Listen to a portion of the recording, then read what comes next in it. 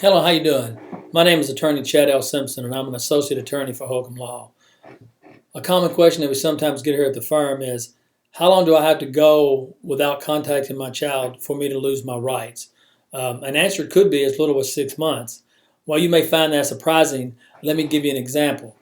A lot of times we have step-parent adoptions. That's where you have two individuals that are married. Or they not necessarily married, but you have two individuals that have a child together.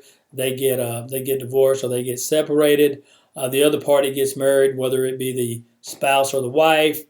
Now they want to adopt the child because they haven't had much contact with the other spouse. And normally when you get an adoption, a step-parent adoption, you normally have to get consent from the other parent in order for the adoption to be successful. Because there's two aspects for a step-parent adoption. There's a statutory requirement, and there's also the constitutional side.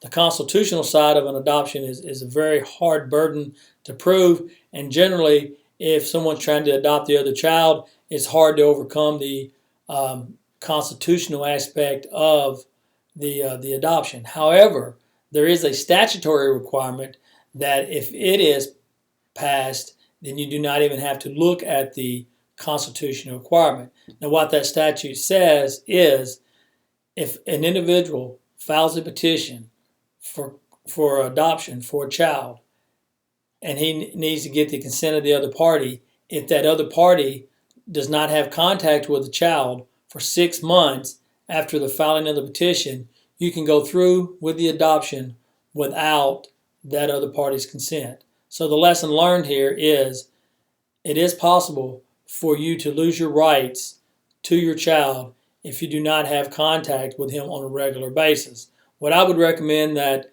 if you have a child, you send him a postcard every month. You send him a birthday card every month. You always try to do something that keeps you in contact with that child, because if you do have a child and one of the parents wants to adopt that child and you have not had contact with that child for 6 months after they filed the petition, then that person would be able to go forward or could possibly go forward with the adoption without your consent.